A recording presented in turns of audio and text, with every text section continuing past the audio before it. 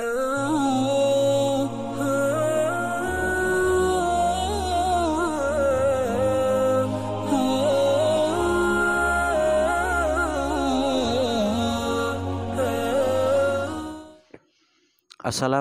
warahmatullahi wabarakatuh. Bismillah walhamdulillah wassalatu wassalamu ala rasulillah wa ala alihi wa sahbihi wa mawalah amma ba'dah.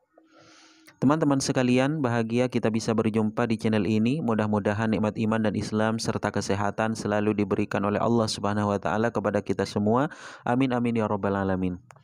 Teman-teman sekalian, setiap manusia yang normal pasti mempunyai syahwat ataupun nafsu birahi. Sehingga Allah Subhanahu wa taala mengatur bagaimana cara untuk melampiaskan syahwat ataupun nafsu birahi kita. Yaitu dengan cara dilampiaskan kepada istri-istri ataupun kepada milkul yamin ataupun budak.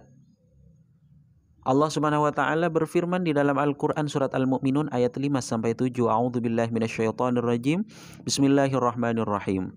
Walladzina hum li furujihim hafizun illa ala azwajihim aw ma malakat aymanuhum fa innahum ghairu malumin. Faman ibtagha wara'a dzalika faulaika humul adun.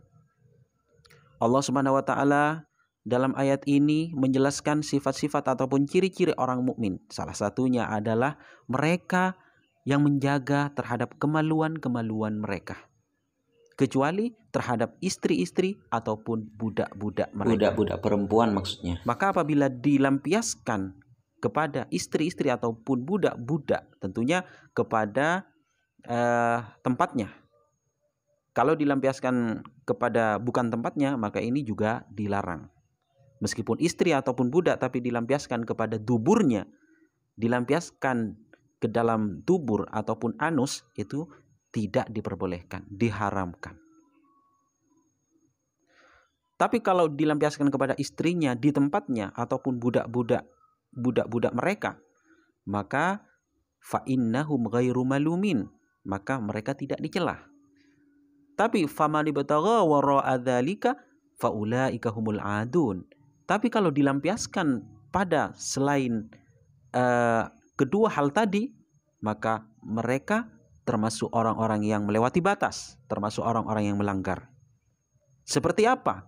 Yaitu seperti dilampiaskan kepada hewan, atau dilampiaskan kepada seorang perempuan yang tanpa melalui proses perkawinan, atau melalui proses perkawinan namun yang dikawin itu adalah mahramnya, maka itu tidak diperbolehkan. Faulaika humul adun, mereka itulah orang-orang yang melanggar, yang melewati batas. Ataupun dengan cara onani, masturbasi, itu juga dilarang. Atau dengan cara perzinahan seperti yang tadi, dilampiaskan kepada seorang perempuan tanpa melalui proses pernikahan, ataupun melalui proses pernikahan namun itu adalah mahramnya, itu namanya zina.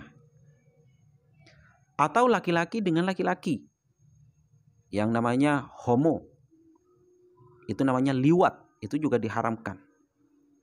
Atau perempuan dengan perempuan, itu namanya lesbi, ya, lesbi, itu juga tidak diperbolehkan. Sihaq, itu tidak diperbolehkan.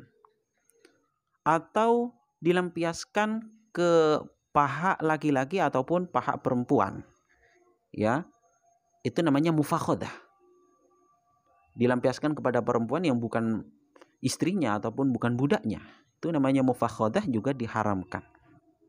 Dan hukumannya apabila itu berupa zina, maka dihad apabila dia itu adalah ghairu muhsan, dan dirajam apabila dia itu adalah muhsan.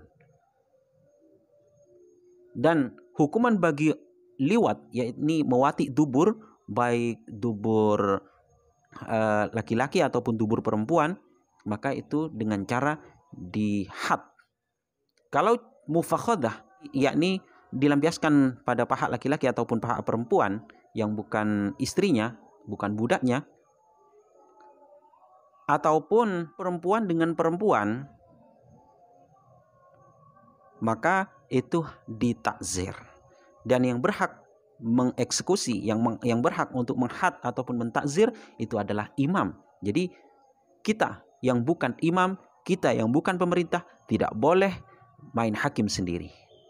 Mungkin itu saja yang bisa kami sampaikan. Terima kasih atas segala perhatian, semoga bermanfaat. Wassalamualaikum warahmatullahi wabarakatuh.